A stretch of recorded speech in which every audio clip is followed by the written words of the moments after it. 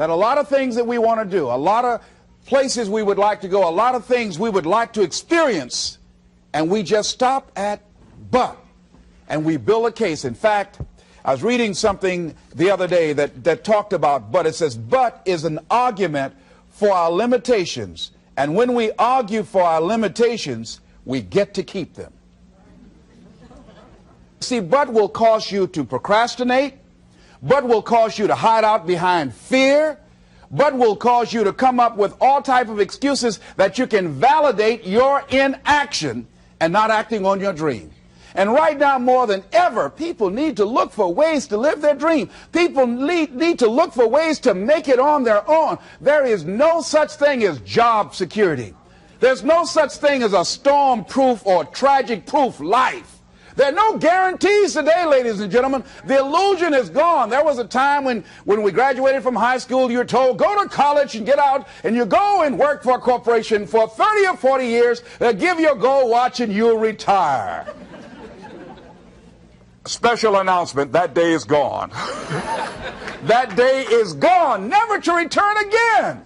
So instead of people living in fear, feeling stressed out, feeling powerless, feeling like victims, I think it should be a time that we need to begin to look at ways that we can become an active force in our own lives. Look at ways when we can decide to take charge of our own destiny. Look at ways when we can decide to design a life of substance and begin to truly live our dreams. And it's time for people to decide, I'm ready to get on with my life. Shake somebody's hand on your right and left. A guy named Bob May said this, don't let nobody turn you around. Do that right quick. Now, you know, a lot of people say, I'm going to live my life one day when things get right.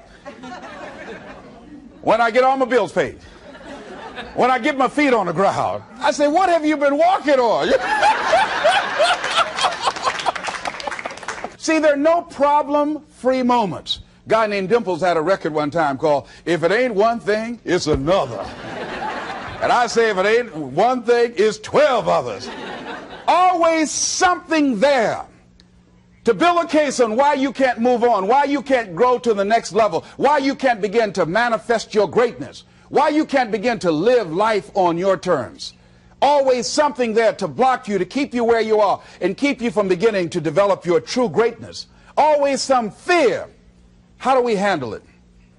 And I'm saying that if you've been hiding out behind but, if you've been using the fact that you don't have enough money or you don't have the education, take it head on. Go get the education. I was saying to a guy the other day who was saying, I said, how old are you? He says, 47 years old. I said, your sister tell me that you can't read. He said, that's right. I said, why? Well, you know, I didn't go to school. I said, excuse me, how old are you? I'm 47. 47? Yes. And you can't read or write? Yes. Have you ever heard of adult school, adult education? Have you decided that you should learn how to read to begin to expand your world?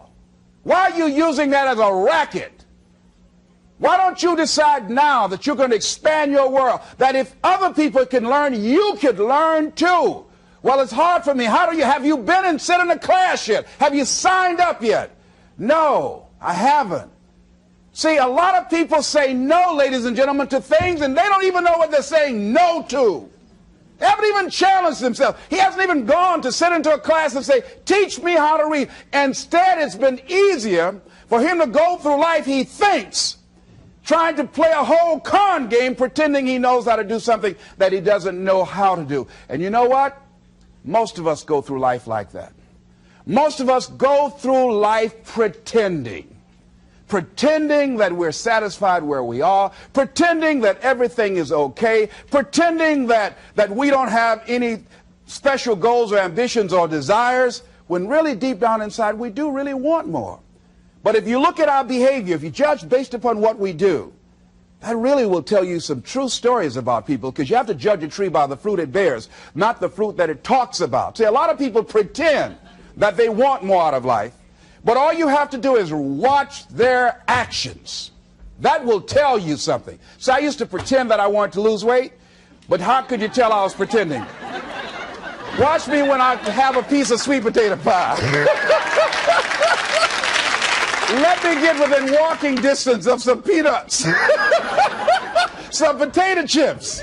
See, I was pretending that I really wanted to lose weight. No, all you do is watch what I eat. I tell you what I'm seriously committed to. People tell you, oh, yeah, one day I want to have a restaurant. See, they're pretending they want to go into business for themselves. They're not serious. How can you tell, Les? Watch their actions. Watch what they're doing. The proof is in the pudding. So if you want to do something, if you thought about something you want to do, take it head on. Decide that you're going to start looking at it, start doing research on it, start tackling it. Start becoming involved in whatever and wherever it might lead you to begin to explore the possibilities in that particular thing that you're seeking so that you can begin to learn all you can about it. Decide that you're going to face it, that whatever shortcomings you have, that you're going to strengthen yourself there. Whatever training that's required, that you're going to go get that training, that you're going to get started right now. And George Washington Carver would say, do what you can where you are with what you have and never be satisfied. S.B. Fuller used to say, and you heard Joe Dudley talk about, always strive to be more than that which you are. Yeah, don't get satisfied with yourself.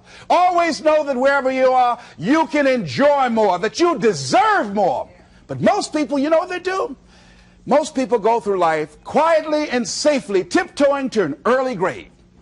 Find out what it is you want and go after it as if your life depends on it. Why? Because it does.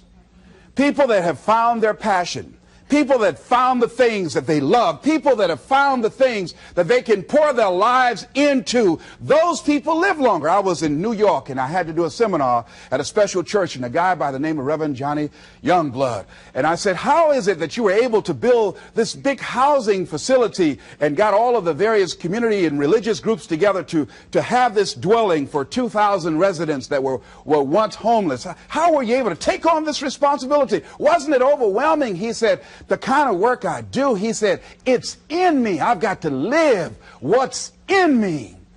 And I think that's everybody's desire in life. You've got to live what's in you. Life is just too short and unpredictable. But what do we say? But there'll always be tomorrow. Oh, no. There's no guarantees you're going to show up tomorrow. There are a lot of people who were here yesterday that they're not here today.